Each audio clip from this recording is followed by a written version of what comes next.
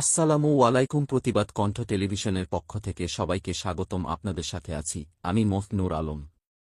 ভারত বাংলাদেশ সীমান্ত পারাপারের সময় এক বৃদ্ধ আটক। দিনাজপুর ব্যাটালিয়ন ৪২ বিজিবির এর অধীনস্থ ধর্মযান বিওপি দায়িত্বপূর্ণ সীমান্ত পিলার ৩২০ নয়েস এর নিকট দিয়ে ভারত হতে অবৈধভাবে বাংলাদেশের অভ্যন্তরে পারাপারের সময় এক বৃদ্ধকে আটক করেছে বিজিবির টহল দল। আটককৃতকে বিরল থানায় সোপর্দ করা হয়েছে।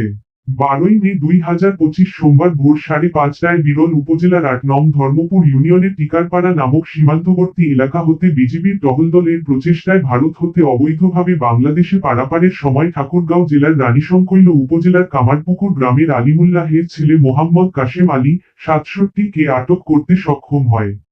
আটককৃতকে প্রাথমিক জিজ্ঞাসাবাদে জানায়, সে কাজের সন্ধানে ইতিপূর্বে বিগত ২-৩ মাস দালালের মাধ্যমে বাংলাদেশ হতে অবৈধভাবে ভারতে গমন করেছিল এবং ভারতীয় দালালের সহযোগিতায় কাঁটাতারের বেড়ার নিচে পানি নিষ্কাশনের কালভার্ট দিয়ে ভারত হতে অবৈধভাবে বাংলাদেশে প্রবেশ করে।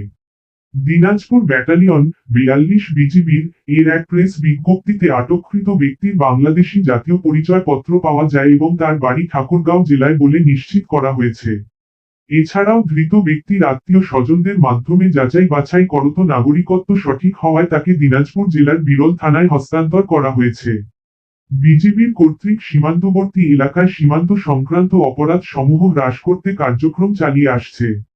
শূন্য রেখা অবৈধভাবে অতিক্রম, অবৈধ মাদকদ্রব্য চোরাচালান এবং শূন্য রেখা অতিক্রম করে পার্শ্ববর্তী দেশের ভূখণ্ডে গরু ছাগল চড়ানো বা ঘাস কাটা থেকে সকলকে বিরত থাকার জন্য বিজিবির কর্তৃপক্ষ কর্তৃক অনুরোধ করা হয়েছে।